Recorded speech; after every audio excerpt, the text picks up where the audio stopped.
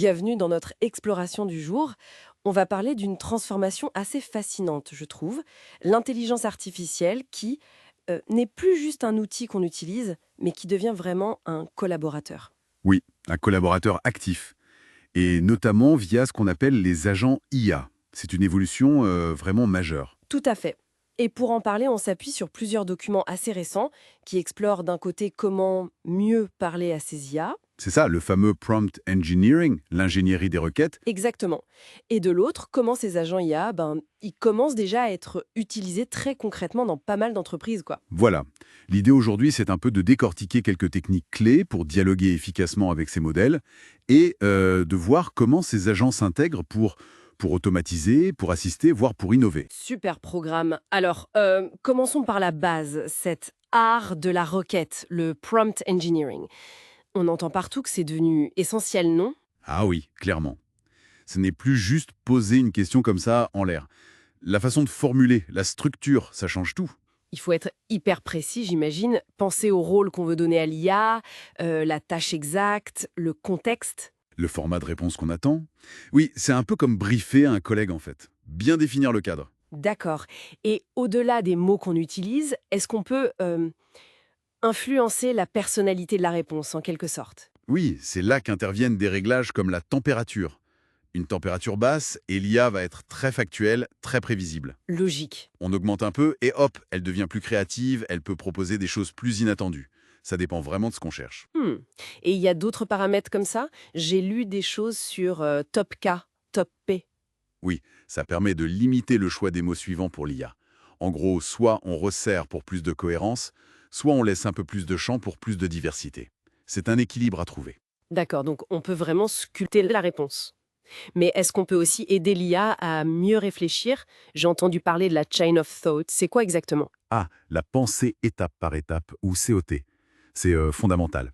L'idée, c'est de demander à l'IA non seulement la réponse, mais aussi de montrer son raisonnement, étape par étape. Comme à l'école, quand il fallait détailler le calcul. Exactement. Et ça marche.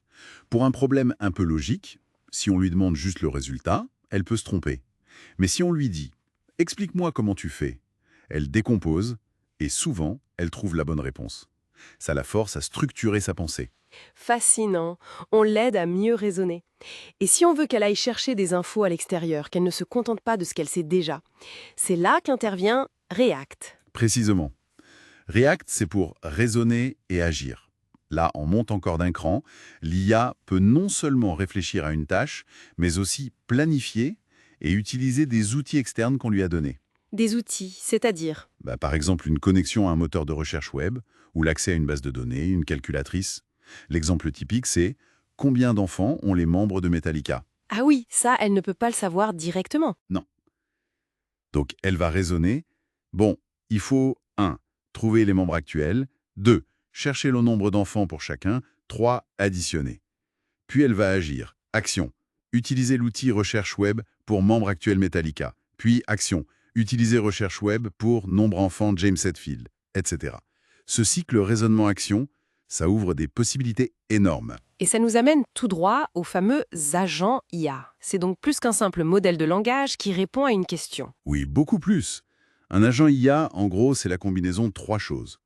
Un modèle de langage costaud, le cerveau quoi, une boîte à outils, ces fameux outils externes, et puis une couche d'orchestration. Une couche d'orchestration. Oui, c'est ce qui planifie les étapes, décide quel outil utiliser et quand, et qui gère tout le processus pour atteindre l'objectif qu'on lui a fixé. D'accord.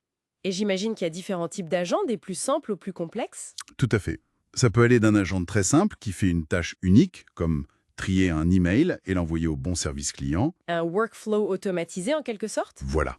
Jusqu'à des systèmes avec plusieurs agents qui collaborent, chacun avec sa spécialité, parfois même organisés de façon hiérarchique pour des missions vraiment complexes.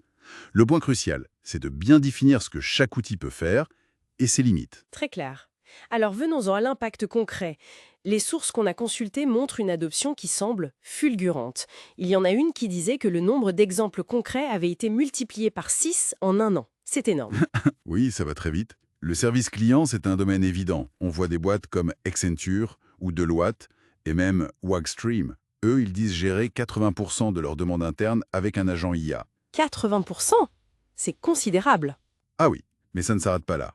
L'aide à la décision, c'est un autre gros morceau. Ipsos, par exemple, s'en sert pour analyser des tonnes de données de marché beaucoup plus vite. Et Bayer, j'ai vu, qui essaye d'anticiper les épidémies de grippe. Exactement, en croisant leurs données avec les recherches au Google. Il y a aussi des projets comme Autoscience qui tentent de créer des agents pour aider à la recherche scientifique directement. Waouh! Et pour nous, au quotidien, pour la productivité? Oui, bien sûr. Automatiser des tâches répétitives, aider à écrire des mails, des rapports, générer du code. Chez TELUS, ils ont calculé un gain de 40 minutes par processus pour les employés qui utilisent leurs outils AI. Woolworths en Australie, Oestra dans la finance, beaucoup s'y mettent pour améliorer l'efficacité. Donc, en résumé, si je comprends bien, savoir bien prompter, bien formuler sa demande, c'est la clé pour débloquer le potentiel de l'IA. C'est la base, oui. Et ensuite, les agents IA, qui combinent ce langage avec la capacité de planifier et d'utiliser des outils, ils prennent en charge des tâches de plus en plus complexes, un peu partout. C'est tout à fait ça. L'IA devient moins une boîte noire qui répond et plus un acteur qui peut intervenir dans le monde réel via ses agents. Et ça m'amène à une dernière question, une réflexion un peu pour la fin. Les sources évoquent un concept qui m'a intrigué, les contracteurs agents. Des agents capables de négocier des sortes de contrats virtuels pour réaliser des tâches avec des objectifs précis. Hmm, oui, l'idée d'agents plus autonomes avec des objectifs et des contraintes définies. Voilà. Si on va vers des agents aussi sophistiqués, capables de s'engager sur des résultats, comment notre propre rôle, notre expertise humaine va évoluer? Est-ce qu'on sera juste là pour superviser ou est-ce qu'il y aura une nouvelle valeur ajoutée humaine à inventer dans cette collaboration? C'est la grande question, je pense. La frontière bouge très vite entre ce que fait la machine et ce que nous, humains, apportons.